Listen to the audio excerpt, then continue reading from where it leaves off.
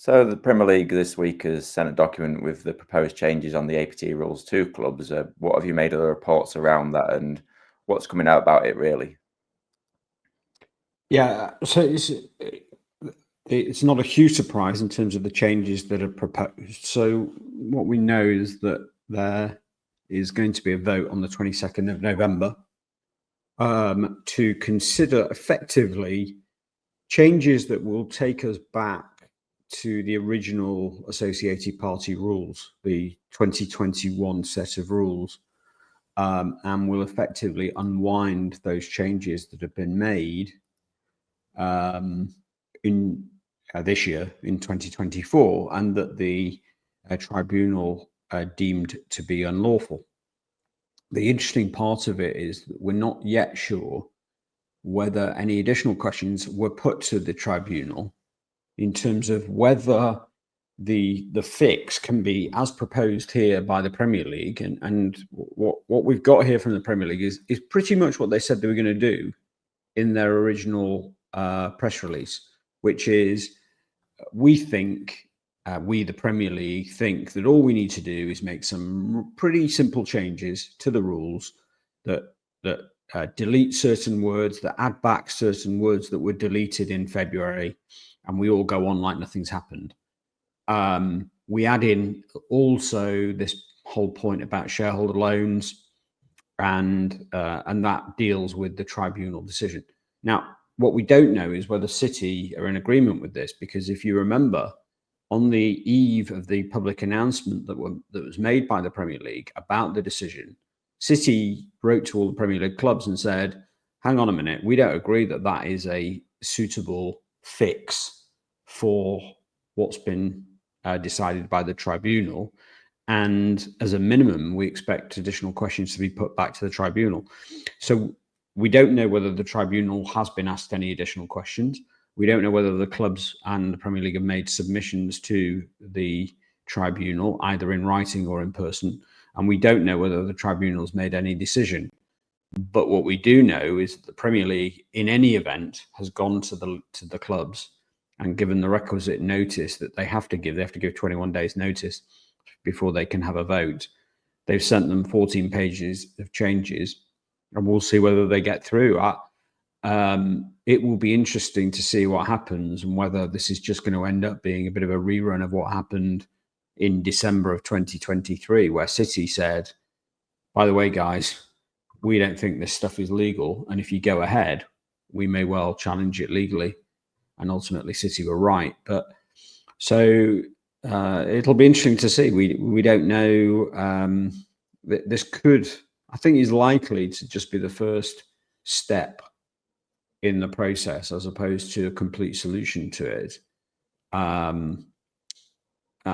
it may be that actually, just in the period, in this notice period before the actual vote, it may be that we actually get some official notification of what the tribunal has said in supplemental questions.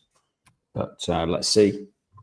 What could it mean for things like that Etihad deal that was previously blocked, that brought up quite a lot of the questions about this APT stuff in the first place? Well, there's quite a lot of misconception about that. The Etihad deal was proposed for approval under the original 2021 rules, although it was put forward by City in November of 2023, because the rule set was the 2021 rule set at that time. That's the rule set that was used to consider the Etihad deal. So it will not have any impact at all on the deals that have been proposed so far by City in respect of Etihad and the other deals that are mentioned in that tribunal decision. And so it's a bit of a misconception that City didn't succeed because of the old 2021 rules. The only thing that will affect the Etihad part of the process is access to the database, which they did get in the end, I think, anyway. But it's about the timing of when they get that information, which is now going to be entrenched within the laws, that people at the appeal stage can get hold of the comparative data that was used to reject the deal if it is rejected. So I don't think it's going to have a massive impact on the City situation. on this one.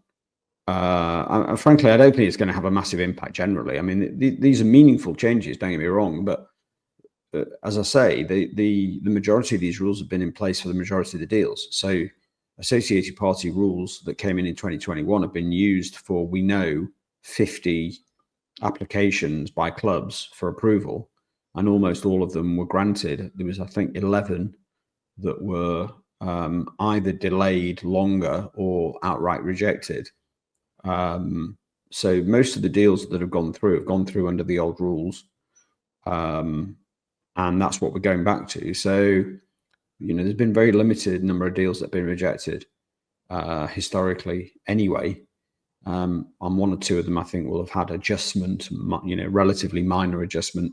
But cities was always going to be the biggest deal that it had to deal with, just because City's Etihad deal is already one of the largest single sponsor deals in the sport.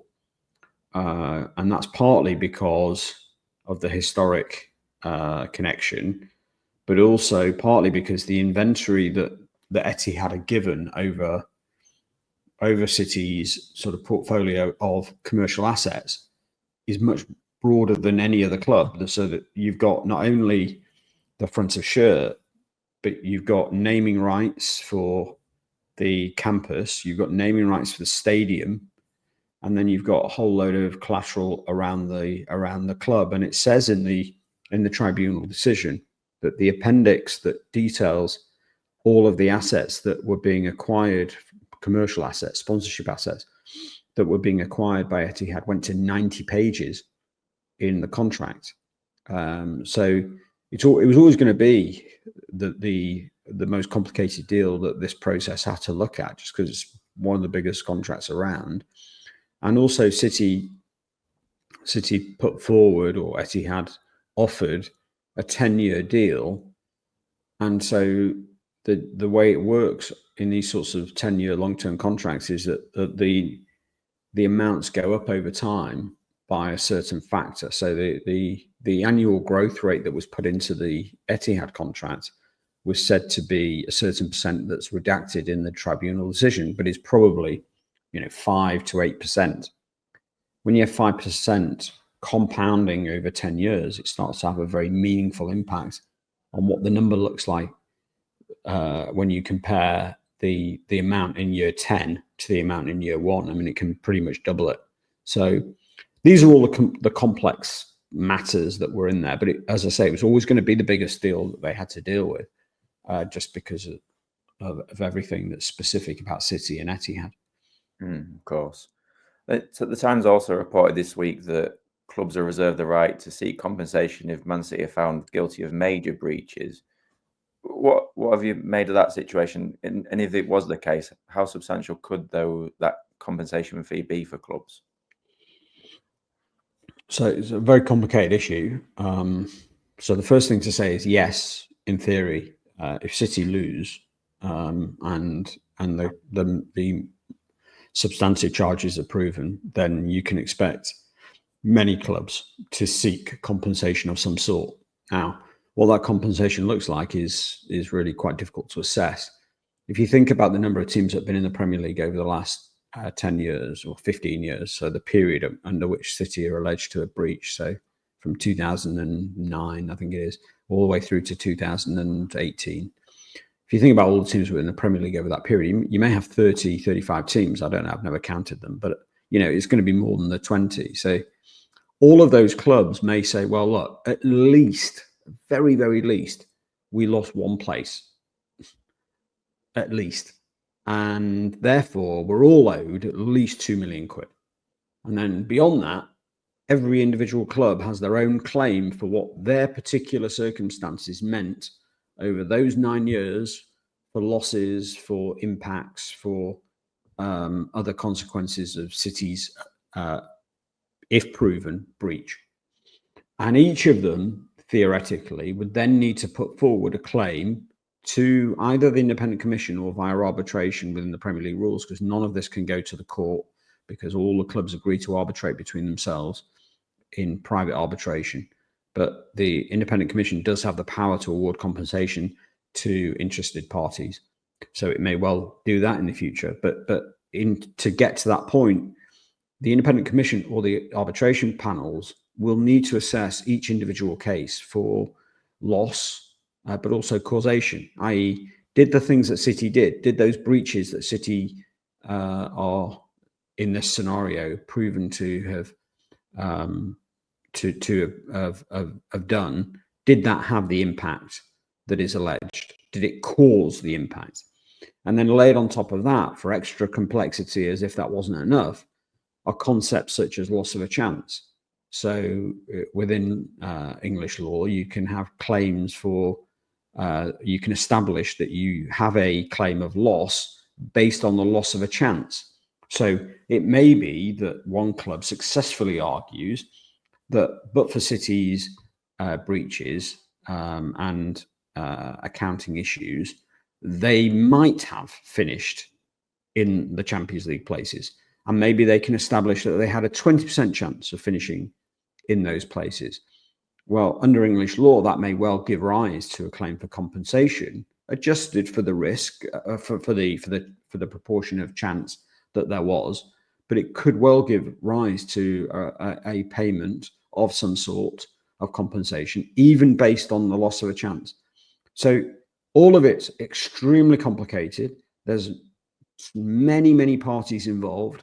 The processes of the Premier League are not really set up to deal with something of this nature. It could take a very long time, and it has deep complexity. And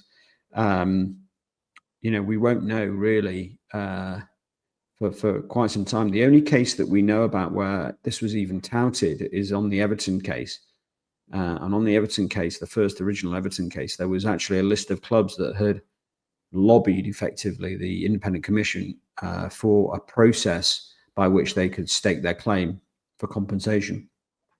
So we know the names of those clubs. That when the independent commission announced the first judgment on the Everton case, they also put out a short judgment in respect to those clubs, which effectively said that they could at some point potentially make compensation claims. After that, the trail goes dead and we hear nothing more about it. Now, we don't know whether that's because Everton settled it, or, I mean, that's probably not what happened, but it is possible. Did Everton settle it? Did the independent commission say that there was no case to answer? Did the independent commission say that causation was too remote, i.e. that those things that Everton did, those breaches that Everton carried out, they did not cause the loss that was alleged?